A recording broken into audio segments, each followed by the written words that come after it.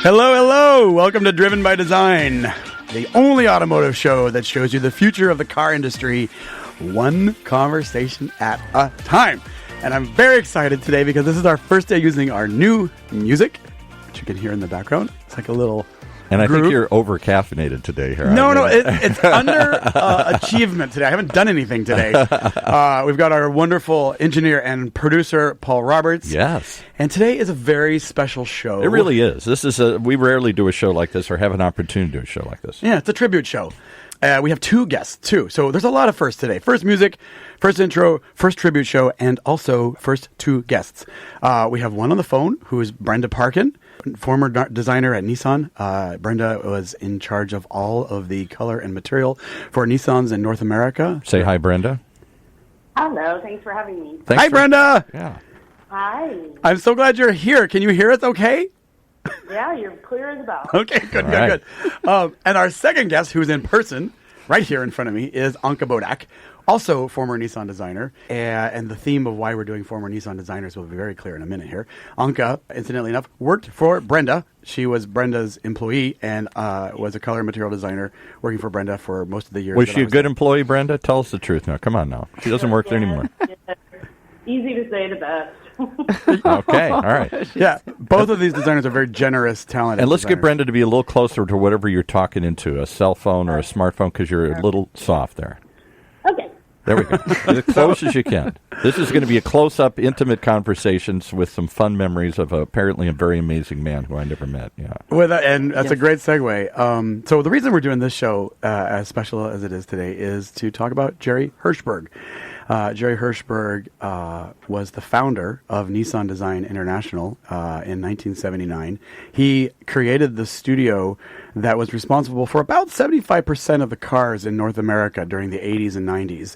Some really amazing designs. Not just Nissan, but other cars as well, Infiniti, Nissan and Infiniti, Yeah. but also a lot of firsts for Nissan. Right. Aside from the, amazing accomplishments of that, running a studio, Jerry was also really, really unique and individual that was a bit of a visionary, I would say. He gave all of us our careers, but he had a very unique way of running a studio. He created the studio from scratch. And so that's what we want to talk about today. Because he recently passed away. Because Jerry passed away last week. Yeah. And He wasn't that old, was he? he was about 80, Brenda? Yeah, I was 80. Okay. Yeah. And I think, I personally was affected and have been, quite emotional this week. But also, the industry lost somebody very special. And but even someone that they may not even know exists. I mean, that's what's amazing about the work that you guys do. You do it anonymously here. You're not signing your names to the car here. You don't develop. In some cases, some designers have kind of cult followings because people have done something nobody's ever seen before. But for the most part, I don't think the public knows who you guys are. Yeah, the public never really knows who does the cars that move them. But these people that do this, they create the work that sort of moves you throughout your day. And Jerry was indeed a very special person. He created a studio that was very unique in the car industry. Car studios are typically very very clinical, very business-like places. And Brenda, I think this would be a great place to kind of tell your impression of Jerry, because Jerry didn't want that. He created something that was like a playground. What is your first memory of Jerry, Brenda? That's probably a great place to kick this off. Jerry, he could take the most mundane task and turn it into some sort of competitive fun. And everything was a challenge to him. Everything was, some sort of game. He didn't see, tasks that we would take, day to day as just sort of no fun. He would just create some sort of strange marble game or rubber band game or something out of something and just created a sense of play and fun. Yeah. And it permeated the building. Mm-hmm. Yeah, I think he really did. And that play translated into vehicles that the world had really never seen before. Cars like the original Pathfinder or the Pulsar NX, which was the world's first modular vehicle with a rear end that could be changed out. I think the way that Jerry sort of broke down these barriers, both physical and mental.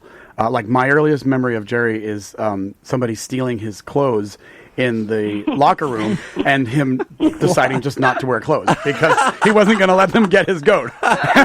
And so there's your design director, buck naked in the studio. That really sets the theme of what kind of games. Wow, I get it now. Yeah, he was very competitive. He was not going to be like one-upped by his underlings. Now you throw out the mysterious. I have to pursue this. You say a rubber band game or some other thing. How do you turn designing a door handle into a rubber band game or whatever you said? How do you turn it into a game? These are parts. He would make it into a competition. He'd say, "Oh, how many people like this direction or that direction? Okay, so whatever team won, that's the way we're going to go." I mean, it was just. But did you do sillier things like this? Is it? Oh yeah, I remember like the first. All the time. Talk about like the. I remember when Brendan, when we were doing Quest, minivan, a minivan that Nissan sells in North America. And when we went to select the models, he had everybody throw their shoes at the one they like, which of course damages the model.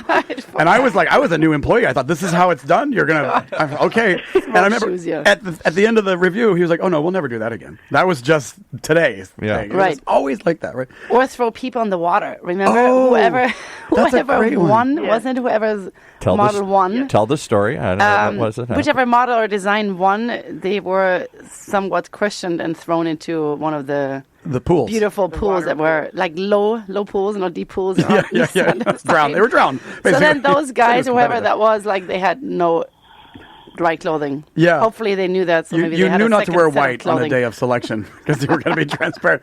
But yeah, see, I think that, and it wasn't just random rhyme or reason, without rhyme or reason. Jerry really believed in this, sort of took like the best of Japanese culture, Buddhism, these ideas from Buddhism about just creating from love, breaking down structural barriers, having creative friction, and he turned those into the playground that we got to be in. I mean, Brenda, you had a lot of interaction with the Japanese structure that created this amazing company, Nissan. Can you talk a bit about what Jerry wanted to bring to it, coming from Buick, where he had been working at General Motors in the 70s? Which has got to be I grew up in the car business. I knew people that worked in all levels of the business. Everybody's dad worked for one of these things. And it was a very command and control structure. Oh, yeah. Oh, it didn't sound playful or fun at Buick, I'll bet. You can start with, Jerry chose San Diego. Yeah. That wasn't by accident. That was absolutely to be as far as you can from Detroit, literally. And to be close enough to Japan, one thing that it struck me later through the years is he was smart enough to know that he could be on the West Coast and still communicate with the Japanese on a typical business day. Just but it wasn't like this, it wasn't, how do you say it, Brian? It wasn't that he needed to have that constant communication. Right. He had it, but he didn't have to have it. Yeah, he sort of sheltered us from, because there is a corporate culture in these large corporations that has to exist by the nature of the fact that they're making a very complicated machine that millions of people will buy. But at the essence of that machine is a spark of creativity, and he knew how to shelter us from that corporate structure. And this, Nissan was not by any means the first highlight in his career. He worked with John DeLorean. He designed the GTO. He designed multiple Pontiacs before moving over and running Buick. When he got that call from Nissan, or at the time Datsun, to come start a brand new studio, this is exactly what Brenda's talking about. He picked something that not even anybody else was looking at. Like, I think all the car industry at that point was looking at Los Angeles or Orange County as a place to open studios. But Jerry said, nope, San Diego. And well, he had a young family at the time, and he said, Del Mar. I mean, this is how Jerry thought. He said, Del Mar, pretty, it's nice, good schools, great place to raise a family. We're going to go to San Diego. Yeah. And now talk about this, because that was really the beginning of a giant move to car studios here. And I got to tell you, as somebody who grew up in the car business back in those days, people thought that was kind of strange. Why can't we design cool cars here in Detroit? We always have. Why do we have to be off-site and that far away? Is there something in the water? Is there something in the culture? Is there something that sparks more creativity? And then there was sort of an offense, like, well, you mean we don't have it back here in Detroit?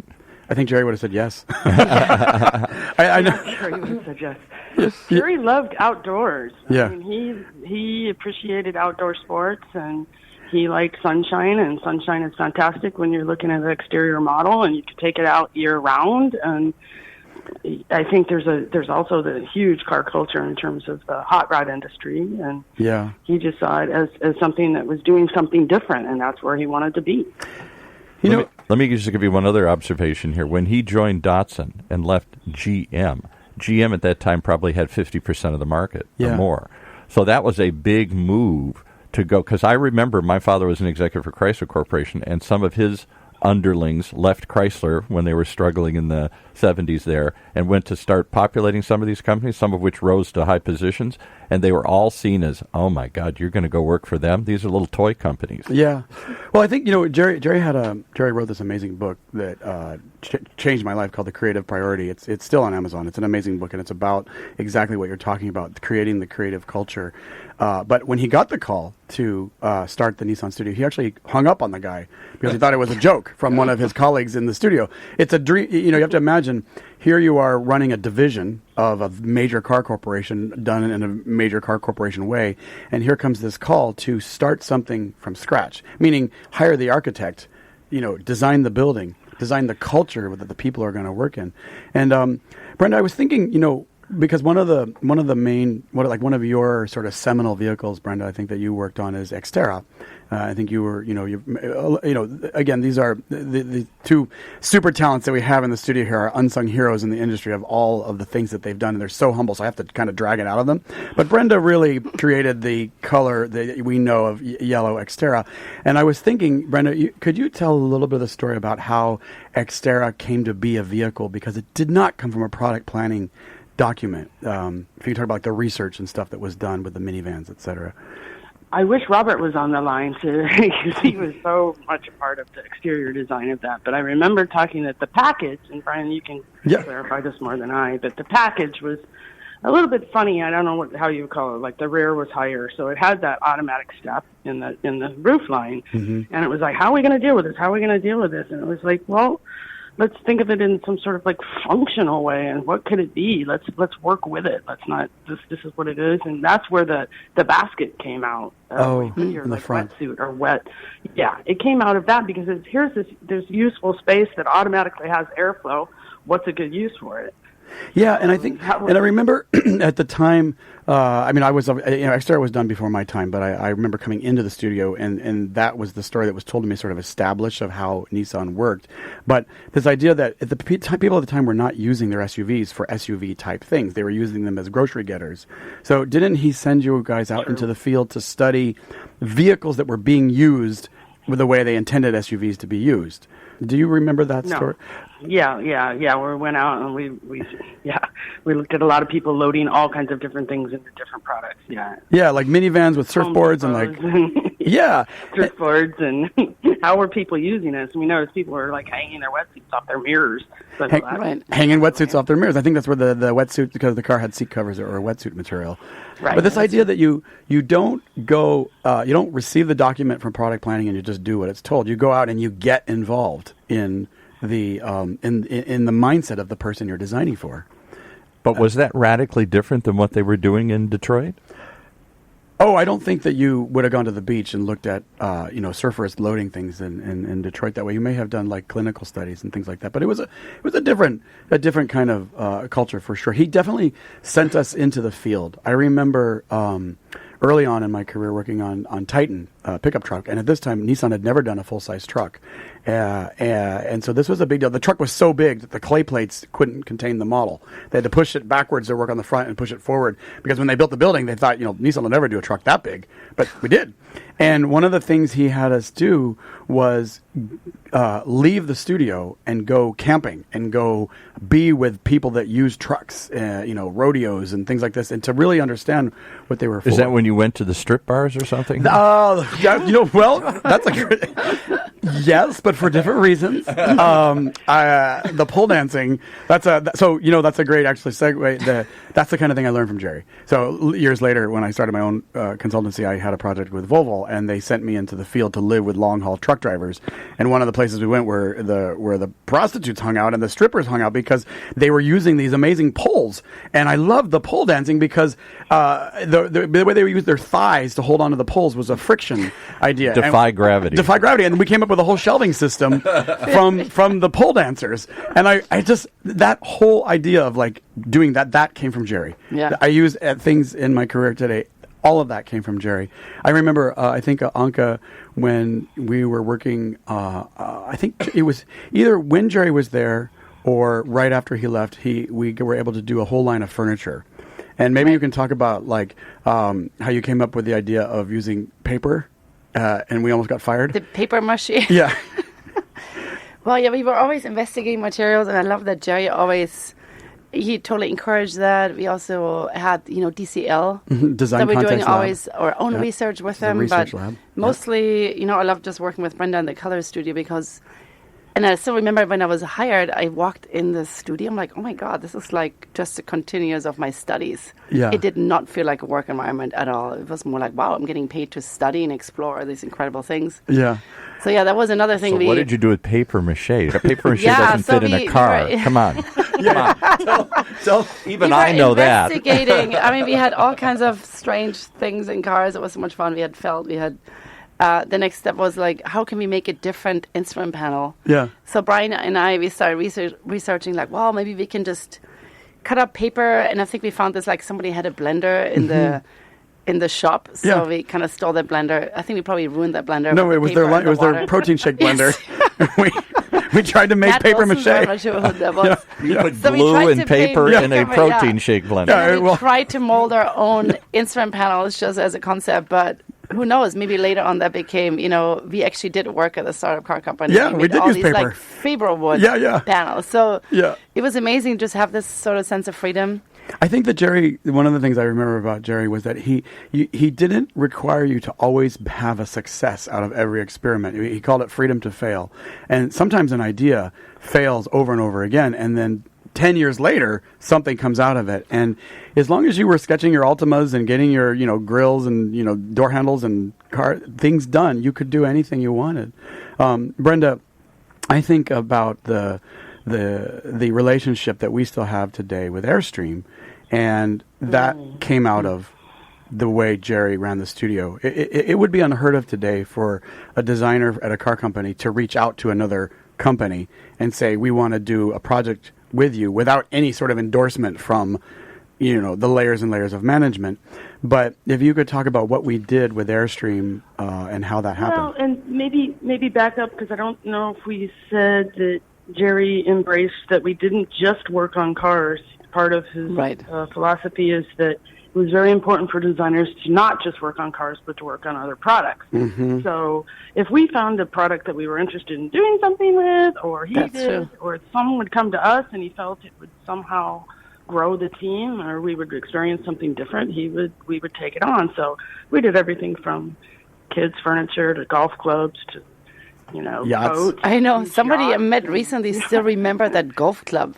Yeah. I somehow worked with Callaway, and they're like, oh, I remember, Nissan designed it, that golf club. So I got to stop you and say, you're telling me that the Nissan Design Studio allowed you guys to... Did you freelance, or did the studio itself take on other projects? The studio. We had extra money. No, I know this story. We had extra money, and Japan didn't know about it, and we put that back into things that we wanted to play with. Like, right?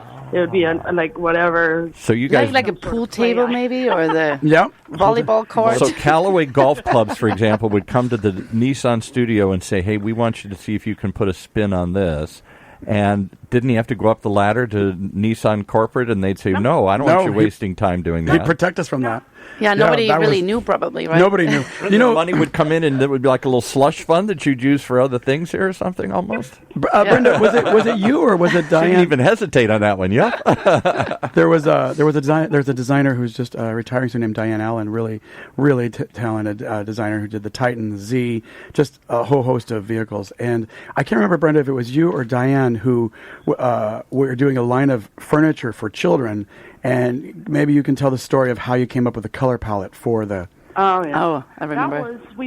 That was again, Jerry wanted to have us go talk to kids because he thought it was important. So we went to a few schools and talked to kids. And then, I don't know, I knew I had to do the color palette. And I was like, well, at the time, everyone was saying kids like primary colors. They only like red, blue, yellow, right? It's just like this childlike way of looking at color. And I was like, that's just ridiculous. I don't buy into that. And the kids have a super sophisticated taste. And so I was like, how am I going to prove this? Or how am I going to, I mean, so we went, and when we were there, I just looked at the kids, and I was like, well, what? I looked at the crayons, like, seriously, like, which the crayons, the shortest? Which ones they use the most? Like, which? Yeah. And what was it? So small. What were the colors that you found? They were way nuanced colors. I remember them. I think like a light lime green, like a light purple, I think. Almost like muted pastels, right? So walk me through this again. I want to understand. So he says, go out to a school. I want to walk me through. I'm a fly on the wall. You call up some local school and you say, hi, we're a color designer. We want to come out and sit next to these kids and see what crayons they're using here. And they're like, no. Crazy. Yeah. Yeah, that's exactly what we did. Like, I mean, how do they know we're not a stalker? Yeah. Sure, come on in. Just sit and watch the kids. Well, there. Brenda also has a really wonderful way with people that I think you sort of, you're very, humble and charming. It was, in earnest. That was what you wanted. You wanted to know what colors they used. I think you sat with them, right? And you just kind of watched them. Yeah. With Angela's Furniture Group. Now Angela's Yeah. Oh my God. Furniture. And we actually won an award for that. Uh-huh. I still remember that furniture. It was in the lobby for years. Yeah, and it was Amazing. kind of purples and greens. So cool. But that idea that, if you're going to design something for people, you should know the people you're going to design for rather than make assumptions. Like you were saying, Brenda, adults assumed the color palettes that kids want. But kids told you what they want by showing you what colors they use the most. Yeah. Brenda, They may not be able to say it, but they don't have the vocabulary. But look. And how did that improve your work designing a car? You're designing kids' furniture. How when Nissan, when the corporate executives in Tokyo or wherever discover this and say, "What are you doing?" You said, "What? Here's why we do this." Well, I do think it did influence. Actually, I have every paint panel from that era that I took from the studio. This is recorded, right? This is on a recorded line. oh my gosh! They're looking for you gets right now. Everybody gets something. There's helicopters flying around trying to find you in those panels right now. No, seriously. God, I know. No. Yeah.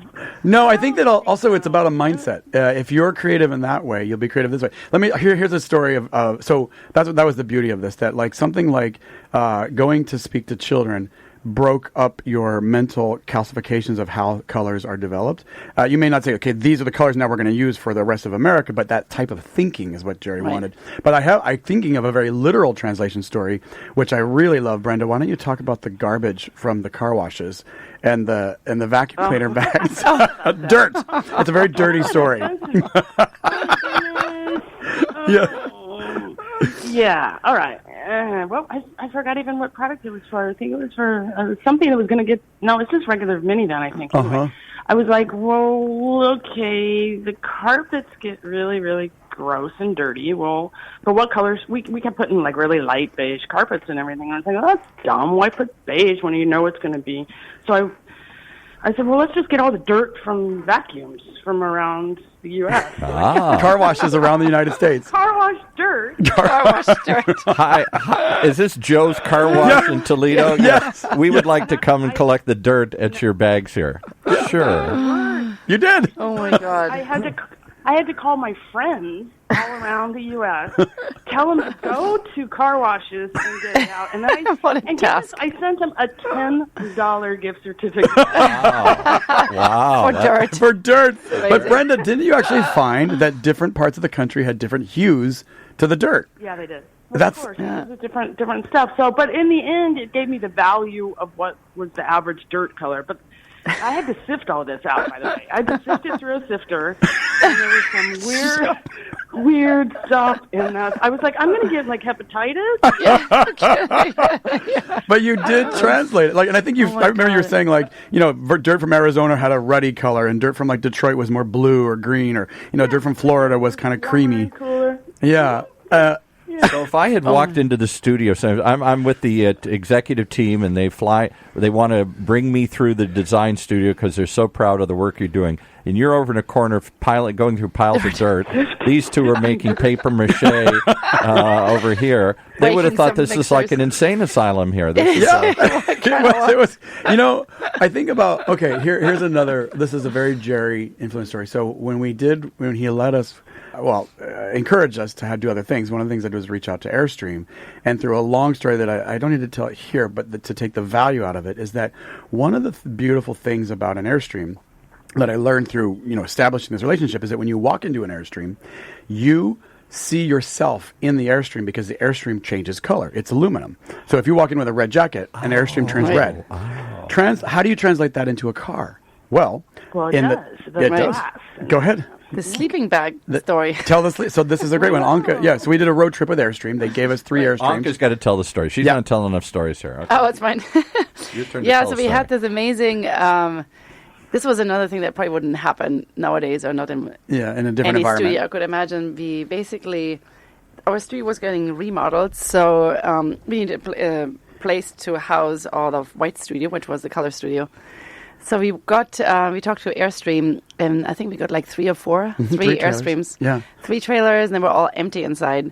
So literally the entire color design team, plus Brian and who else, we all went like across the country to the Airstream factory. We picked up empty Airstreams that then we got to design when coming back. Yeah. So that was so much fun. But we camped in them on the way home. And we camped in them. For 4,000 miles. I know. Hey, Jerry. Oh, my God.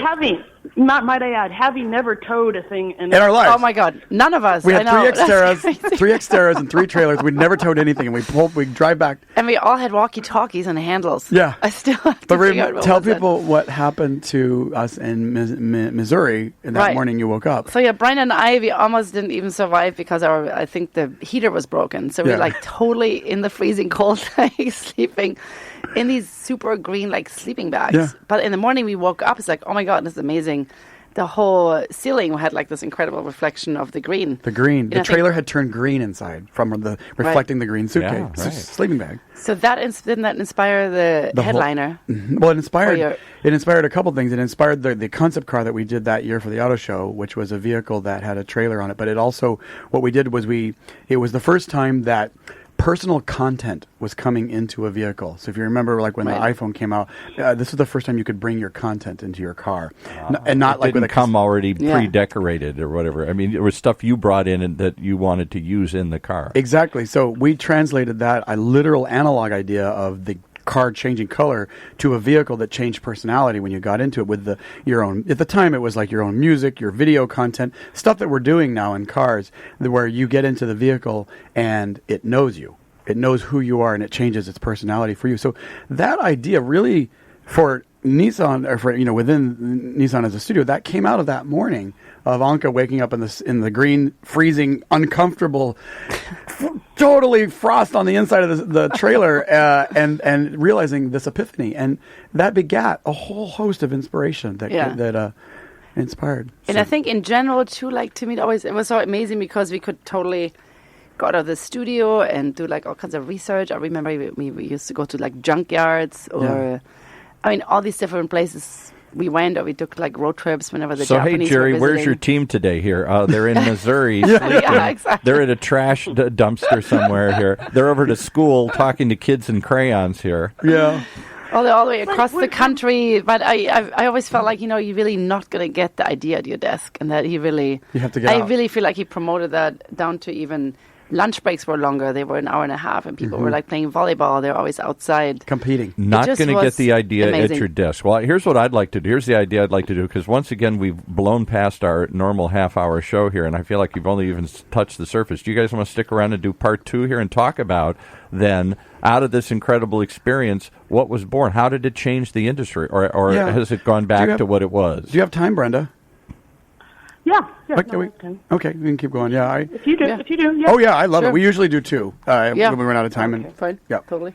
All right. Because we're just getting on a roll now. Yeah, this is I know. just It's usually what beginning. happens. The best stuff happens in part So two. I'm going to leave it there. And final thought is that you can't. It doesn't come to you at your desk. Yeah. The idea doesn't come to you. You have to go out and find it. And it sounds like he, more than anybody else you guys knew, encouraged you to get out and find it. Oh, yeah. We are the Yeah. designers we are today because of him. Totally. The one thing we didn't Absolutely. touch on, and I think is such a part of who Jerry was, and this was, Jerry was a dichotomy, a huge dichotomy. He was into, like, the culture, the arts, music, I mean, very, very highbrow stuff. And he would take us to the symphony and take us to places I obviously never had been in my life, you know. So he was part of this. On the other hand, he was, you know, do I dare say, Yeah. the kind of guy that would say, pull my finger, you know? I know. That was the thing about You're Jerry. He right. was both. Hold my Amazing. finger. Yeah, but- Everybody who's ever had a dad knows what that means. Yeah, right. You know, and you know what was neat about like people like Jerry and Tom is like, for me as a young designer coming in, let's say in the last couple years of his career, Jerry had so much talent that I went to work knowing every day I would never quite be as good as Jerry, and you aspired to be that good, right? And that's really something like when you really respect and admire the people you work for, that you want to be as good as them. That talent sort of oversees every. He can be a pull my finger kind of guy because so the talent speaks for itself, you know. Well, we're going to pull the finger on this one here, and we're going to wrap it up, and we'll come back for part two and talk Stick around. the legacy. So, what did he create? What did he leave behind, other than a bunch of happy people like you guys are? Okay.